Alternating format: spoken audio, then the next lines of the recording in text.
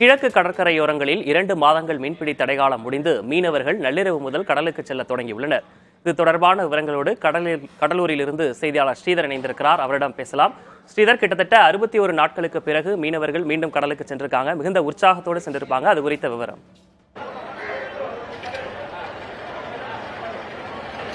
இது ஒரு மகிழ்ச்சியான தகவல் தான் மீனவர்களுக்கு. காரணம், கடந்த 61 நாட்களாக மீன்பிடிக்க செல்லாமல் ஆழ்கடல் மீனவர்கள் கரையில் தான் இருந்தார்கள். அவர்களுக்கு நிவாரணமாக 8000 ரூபாய் வழங்கப்பட்டாலும் அது அவர்களுக்கு போதுமானதாக இல்லை. இப்படி மீன்பிடிக்க சென்றால்தான் அவருடைய வாழ்வாதாரம் திறக்கும் என்பது நம்பிக்கை. அது மட்டும் இல்லாமல் தற்போது பள்ளிகள் திறக்கப்பட்ட காரணத்தினால் இந்த 8000 ரூபாய் வைத்து அந்த குடும்பம் நடத்த முடியாது என்று மீனவர்கள் ஒரு தகவலாக உள்ளது.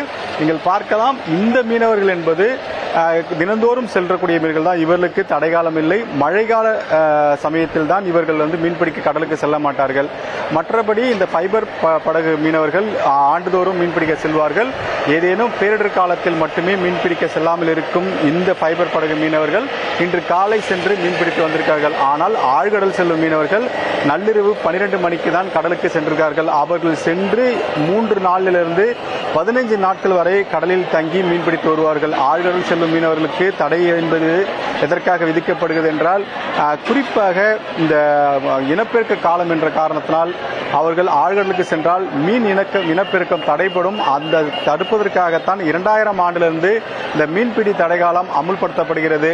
இந்த அமுல்படுத்தப்பட்ட காலகட்டத்தில் அவர்களுக்கான நிவாரணம் என்பது 8000 ரூபாய் வழங்கப்படுகிறது. அதே சமயத்தில் 1800 லிட்டர் அவர்களுக்கு மானிய விலையில் டீசல் வழங்கப்படுகிறது. ஆனால் அதெல்லாம் போதுமானதாக இல்லை. அருகில் உள்ள புதுவை மாநிலத்தில் அதிகமான திட்டங்கள் உள்ளது. அதுபோல் திட்டத்தை தமிழகத்திலும் செயல்படுத்த வேண்டும். குறிப்பாக மீனவர்களுக்கு தேவையான உபகரணங்கள் வழங்குவதற்கான நடவடிக்கை மேற்கொள்ள வேண்டும். ஒட்டுமொத்தமாக தமிழகத்தில் உள்ள பல்வேறு மாவட்டங்களில் ஒவ்வொரு விதமான தேவைகள் இருக்கிறது. எனவே ஒவ்வொரு மாவட்டத்திலும் மீனவர்கள் தேவையை கேட்டு ஆலோசித்து அதன் அடிப்படையில் திட்டங்களை கொண்டு வர வேண்டும் என்ற ஒரு கோரிக்கை வைக்கிறார்கள்.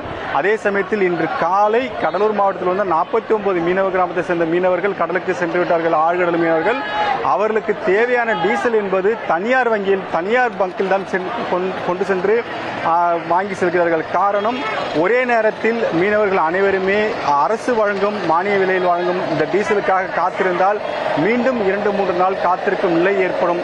இதையெல்லாம் தவிர்க்க வேண்டும் என்றால் இந்த தடைகாலம் முடிவதற்கு 2-3 நாட்களுக்கு முன்பாக அரசு வழங்கும் மானிய விலை டீசலை வழங்க வேண்டும் என்பது அவர்களுக்கு கோரிக்கையாக இருக்கிறது. இப்படி பல்வேறு கோரிக்கைகள் இருந்தாலும் மீனவர்கள் நேற்று இரவு, அதாவது நள்ளிரவு 12 மணிக்கு இந்த தடைகாலம் முடிவதற்கு முன்பாகவே அவர்கள் தயார் நிலையில் வைக்கப்பட்ட படகுகளை முறையாக படைத்து அது பூஜை செய்து கடவுளை வேண்டி கடலுக்கு சென்றிருக்கிறார்கள். அவர்கள் திரும்ப வர குறைந்தபட்சம் 1 வாரத்துக்கு மேலாக வரும்.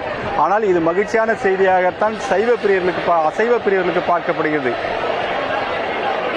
நிறைய கோரிக்கைகளை முன்வைக்கிறாங்க. முன்கூட்டியே டீசல் மானிய விலையில வழங்கணும் அப்படிங்கிற கோரிக்கைகளை முன்வைத்தாலும் தற்பொழுது இந்த தடைக்காலம் முடிந்து மீனவர்கள் கடலுக்கு சென்றிருக்கிறாங்க. இந்த விஷயம் மீன்களுடைய விலையில ஏதேனும் தாக்கத்தை ஏற்படுத்துமா?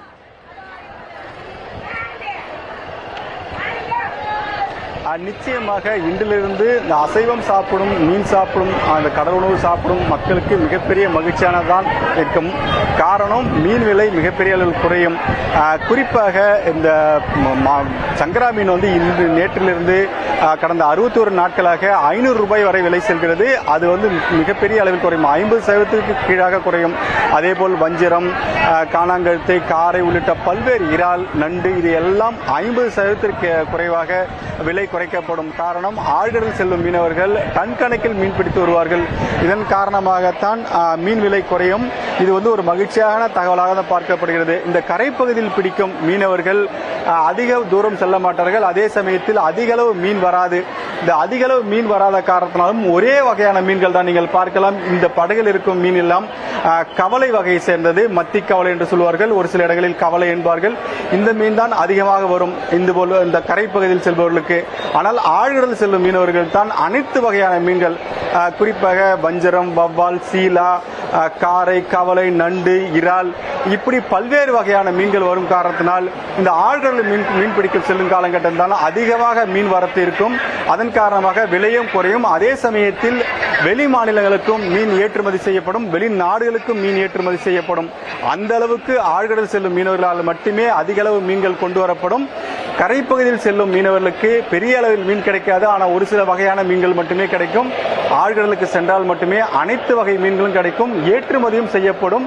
இது மீனவர்களுக்கு ஒரு மிகப்பெரிய மகிழ்ச்சியான செய்தியாக இருந்தாலும் அரசுக்கு பல்வேறு விதமான கோரிக்கைகளை வைத்திருக்கிறார்கள். 1800 லிட்டர் ஒரு மாதத்திற்கு போதுமானதாக இல்லை. எனவே புதுவை மாநிலத்தில் வழங்குவது போல் கூடுதலாக குறைந்தபட்சம் 3000 to 4000 லிட்டர் மானிய விலை டீசல் வழங்க நடவடிக்கை எடுக்க வேண்டும். இந்த அரசு செய்யும் என்று நம்பிக்கையுடன் காத்திருப்பதாக மீனவர்கள் தரப்பில் தகவலாக உள்ளது.